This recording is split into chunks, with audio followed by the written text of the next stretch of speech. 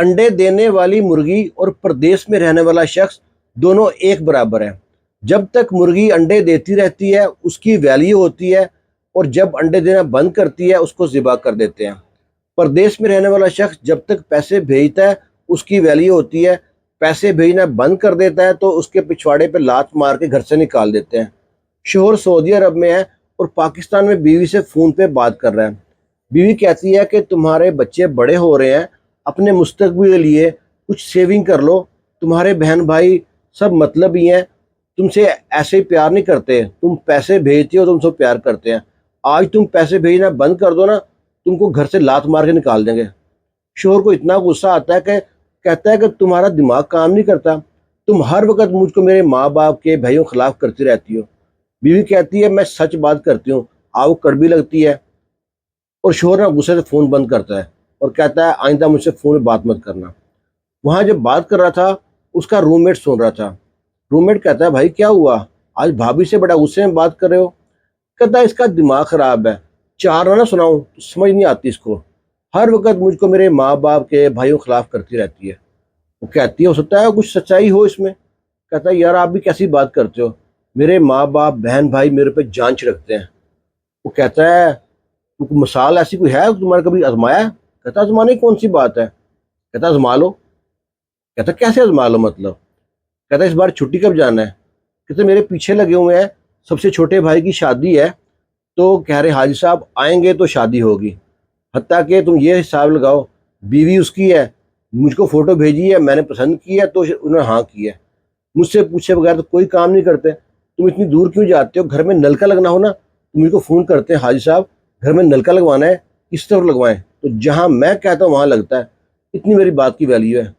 وہ کہتا ہے چلو آزما لیتے ہیں، تم ایسا کرو اس بار چھٹی جاؤ گے نا ان سے کہنا میں پکا پکا آ گیا ہوں، دیکھتے ہیں پھر تم سے کتنا پیار کرتے ہیں۔ وہ کہتا ہے مسئلہ ہی کوئی نہیں ہے۔ اب یہ فون کرتا ہے گھر میں اپنے باپ کو ماں کو بھائیوں سب کو بتاتا ہے کہ میں آ رہا ہوں۔ انہوں نے کہا ٹھیک ہے پھر تم کس دن آئے گا؟ انہوں نے بولا میں اس تاریخ کو ٹکٹ آؤں گا۔ انہوں نے ٹھیک ہے اس سے ٹھیک 15-20 دن بعد ہم تمہارے بھائی کی شادی کا دن رکھ دیں گے، جب تک شاپنگ کرنی ہے سارا انتظام تو آپ نے دیکھنا ہے نا، ہر کوئی کہتا ہے ٹھیک ہے۔ لو جی یہاں سے شاپنگ کرتا ہے اپنے بچوں کے لیے، بیوی کے لیے، بہن بھائیوں کے لیے، سب کے لیے شاپنگ کرتا ہے، ماں باپ کے لیے۔ اور ایئرپورٹ آتا ہے، ایئرپورٹ اس کو لینے جاتی ہیں 3 گاڑیاں، تینوں بھائی اپنی اپنی گاڑی پہ جاتے ہیں لینے کے لیے، اور وہاں پہ پھولوں کی بارش کرتے ہیں، گلے سے لگاتے ہیں، ماں باپ ماتھا چومتے ہیں، بھائی گلے سے لگاتے ہیں۔ بیوی مسکین بن کے ایک طرف کھڑی ہے، بیوی کے پاس آتا ہے سلام کرتا ہے، بچوں کو گلے لگاتا ہے، گاڑی میں بیٹھ گھر آ جاتے ہیں۔ اسی رات بیٹھے ہیں، بڑا انتظام کیا کھانے کا، باربیکیو، سب مہمان اکٹھے ہو گئے ہیں، سارے بھائی کے بچے، بھابیاں بہنیں سب اکٹھے ہیں گھر میں۔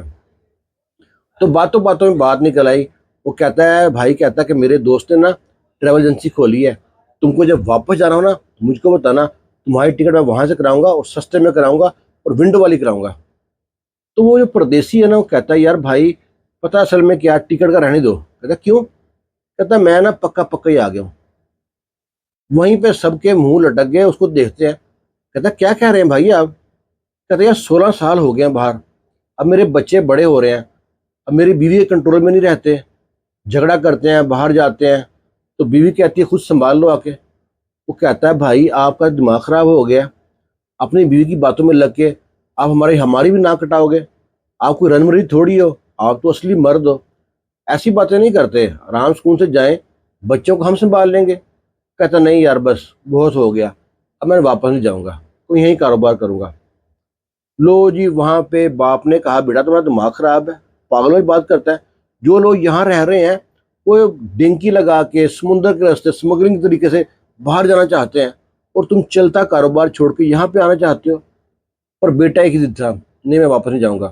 وہاں سے بھائی بھابھی ماں سب آہستہ آہستہ اٹھ کے اس کے پاس سے، وہ دیکھتا ہے اتنی بڑی محفل ہے، باربیکیو کر رہے ہیں، تو کوئی بھی نہیں میرے پاس۔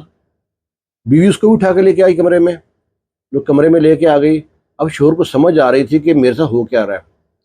روز صبح ہوتی ہے جب باہر آتا ہے تو پہلے کیا تھا، باہر سے کئی قسم کے ناشتے آتے تھے، پائے چنے حلوہ پوڑی فلاں فلاں فلاں چیزیں آتی تھی، اور سب مل کے ناشتہ کرتے تھے۔ یہ آتا ہے دیکھتا ٹیبل خالی پڑا ہے اور برتن ہے وہاں پہ گند پڑا ہوا ہے، وہ کہتا ہے اپنی بیوی سے کہ بلاؤ سب کو ناشتہ ہے، بلا منگاؤ، کہاں ہے ناشتہ؟ کہتا ہے آپ کیا سمجھتے ہیں، جو آپ نے بم کل پھوڑا تھا ابھی آپ کے انتظار میں بیٹھے ہوں گے، سب نے ناشتہ کر لیا ہے اور آپ کے لیے کچھ بچا نہیں ہے، میں نے اپنا ناشتہ بچا کے رکھا ہے آپ کے لیے، بڑی مشکل سے 2 پوڑیاں بچائی ہیں آپ کے لیے۔ کہتا ہے تم کیا بات کر رہی ہو، ایسا کیسا ہو سکتا ہے، میں نے کون سی کوئی بڑی بات کر دی، غلط بات کی میں نے؟ کہتی ہے پوچھ لو جا کے۔ وہ جاتا ہے، دیکھتا ہے حال میں بیٹھے ہیں، سب کو کہتا ہے آؤ بھی ناشتہ کریں۔ وہاں پہ باپ اور بھائی کہتے ہیں ہم تمہارے باپ کے نوکر تھوڑی ہیں تمہارے انتظار میں بیٹھے رہیں، مہاراج اٹھ کے آئیں گے ناشتہ کریں گے، ہم کو بھوک نہیں لگتی، جاؤ جا کے ناشتہ کر لو اور ڈسٹرب مت کرو، ہم بیٹھ کے۔ اٹھ کے وہاں پہ چلا آیا، ناشتہ کر رہا ہے، ساتھ ساتھ آنسو آ رہے ہیں کہ میری چھوٹی سی بات پہ اتنا بتنگڑ بنا لیا انہوں نے، بڑا پریشان۔ ابھی وہاں ناشتہ کر کے بیٹھا ہی ہے، باپ آتا ہے، کہتا ہے یہ لو بائک کی چابی، گندم پسوانی ہے، فلانی چکی پہ لے جانا، وہاں سے گندم پسوا لانا۔ کہتا ہے گھر میں آتا تھا نا وہ جو ہمارا کام کرتا تھا، کہتا ہے اب تم تو فارغ ہو گے نا، اس کی چھٹی کرا دی ہے، گھر کے جتنے بھی کام ہیں تم نے کرنے ہیں، گندم پسوانے کے بعد نا بھائیوں کے بچوں کی اسکول میں فیس جمع کرا کے اور واپسی پہ ساتھ لے آنا، کل سے بچوں کو تم نے اسکول چھوڑ کے آنا ہے اور لے کے بھی تم نے آنا ہے موٹر سائیکل پہ، اور اس کے بعد ڈیرے پہ جانا، وہاں پہ بھینسیں ہیں وہ دھوپ میں بندھی ہیں، چھاں میں باندھنا اور ان کے آگے چارہ کاٹ کے سائڈ پہ رکھ کے آنا۔ اس کو صبح سے شام تک اتنا بزی کر دیا تاکہ یہ شرمندہ ہو اور شاید واپس چلا جائے۔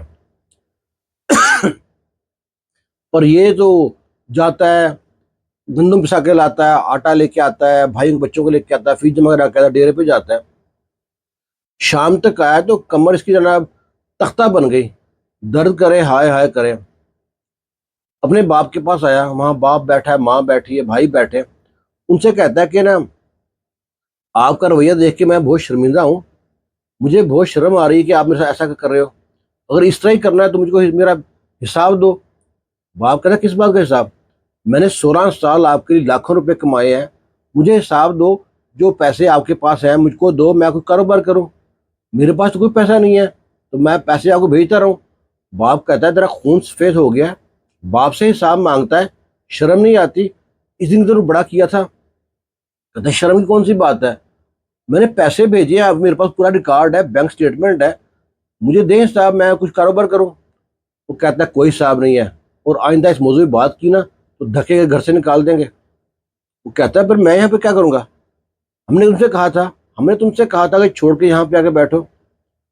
بیٹا دیکھتا ہے، اتنے میں باپ دوبارہ کہتا ہے دیکھو اور بات یاد رکھو، ہم نے اب چھوٹے کی شادی کرنی ہے، اس کے لیے کمرہ نہیں ہے، اب جہیز کا سامان آئے گا، وہ کہہ رہا سامان پہلے بھیج دیں گے، تو ایسا کرو تم کہیں کرائے پہ شفٹ ہو جاؤ، یہ روم خالی کر دو۔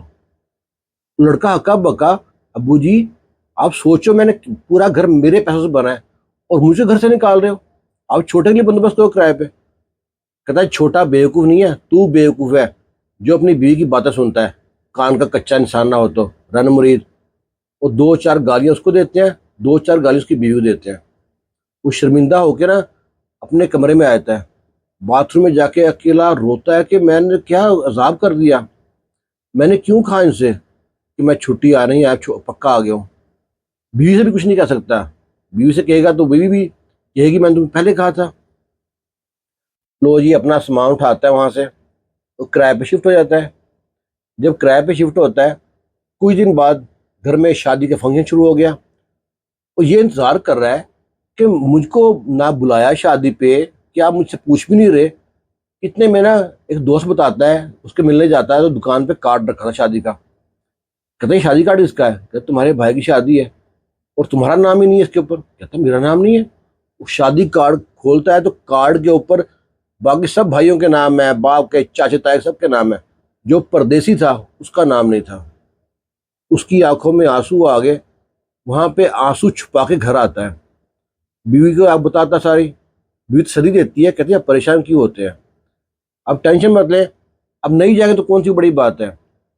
اتنے میں شادی سے ایک دن پہلے رات کے وقت نائی آتا ہے، اس نے ہاتھ میں کاغذ پینسل پکڑا ہوا تھا، کہتا بھائی صاحب یہاں پہ سائن کر دو۔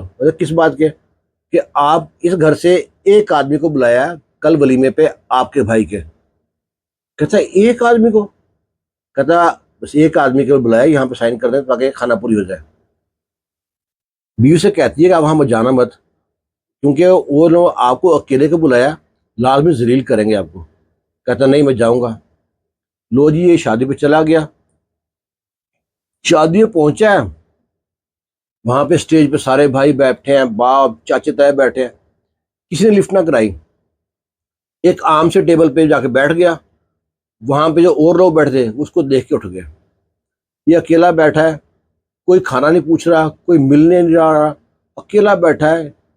تو کھانا لینے جاتا ہے، کھانا لے کے آتا ہے، کھا رہا ہے. وہیں پہ جو بھائی کے دوست وغیرہ تھے نا، کہتا ہے ہاں جی سناؤ پردیسی، سنا آپ بیوی کی باتوں میں لگ کے پردیس چھوڑ کے آ گیا. تجھ جیسا رن مریض ہم نے آج تک نہیں دیکھا. وہ پہلے غصے سے لال پیلا ہو رہا تھا، اس کو ان کی بات پہ غصہ آ گیا. اس نے نا گریبان پکڑ لیا. ایک کا گریبان پکڑا تھا کہ جو دو بھائی اسٹیج پہ بیٹھے تھے بھاگ کے نیچے آتے ہیں اور پورے محفل کے سامنے پردیسی کے منہ پہ تھپڑ مارتے ہیں. تھپڑ مارتے ہیں، گریبان سے پکڑتے ہیں، میرج ہال کے باہر لاتے ہیں، پچھواڑے پہ لات مارتے ہیں اور باہر نکال لیتے ہیں. کہتے ہیں تمہاری اوقات ہے اتنے بڑے میرج ہال میں آنے کی؟ اگر ہم نے تمہیں بلا لیا تھا تو عزت راس نہیں ہے تم کو؟ گھٹیا انسان، اپنی اوقات دیکھ اور میرج ہال دیکھ، نکل یہاں سے. میرے دوست کے گریبان پہ ہاتھ ڈالتا ہے. وہ وہاں پہ ساری محفل دیکھتی ہے، کچھ دو تین 400 بندہ جو دیکھ رہا ہے کہ سب کے سامنے تھپڑ پڑا ہے. وہ وہاں پہ باہر بیٹھا ہے، کپڑے پھٹے ہوئے ہیں اور چہرے پہ نشان ہے، انگلیاں چھپ گئی، رو رہا ہے. روتے روتے اس کے فون پہ بیل بجتی ہے. بیل بجتی ہے، جو لڑکا پردیس میں اس کا دوست تھا اس کا اچانک فون آ گیا. وہ کہتا بھائی کیا حال چال ہے، کوئی رابطہ نہیں ہے. ادھر یہ موٹے موٹے آنسوؤں سے رو رہا ہے.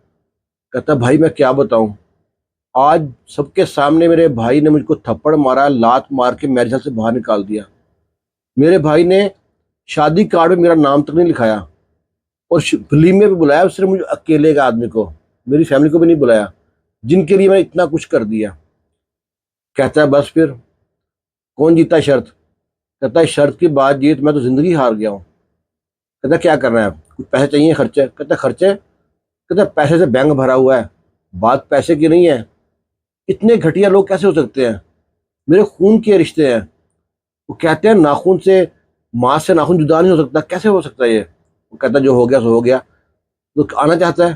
کہتا نہیں، ابھی تو 15-20 دن ہوا ہے، میں ان کے رنگ دیکھے ہیں، میں پورے 6 مہینے لے کے آؤں گا، میں بتاؤں گا کہ میں کتنے جوگا ہوں. کہتا کیا کرنا ہے؟ کہتا دیکھ تو لو یہ گاؤں کے باہر نا ایک پلاٹ تھا کارنر کا، جو کروڑوں کا تھا، بڑا مہنگا پلاٹ تھا. پلاٹ کا جا کے سودا کرتا ہے، ٹھیکیدار مستری مزدور سارے شہر سے بلاتا ہے، کسی کو پتہ نہ ہو کہ کس کا مکان بن رہا ہے. وہ نقشہ بن شروع کرتے ہیں، جب بنیادیں رکھتے ہیں تو گاؤں کے لوگ نا سوچتے ہیں پتہ نہیں کون بنوا رہا ہے، اتنی مہنگی جگہ خرید لی ہے، اتنا بڑا گھر بنوا رہا ہے. تو جی گھر پہ کام ہو رہا ہے، آتے جاتے گاؤں کے لوگ، کیونکہ گاؤں کے کارنر پہ تھا، مین رستے پہ آؤں تو نظر آتا تھا، سب لوگ دیکھتے ہیں پتہ نہیں کیسا گھر بن رہا ہے. گھر کا کام ہوتا رہا ہوتا رہا. اب اس کو چھٹی باقی تھی ٹوٹل 5.5 ماہ.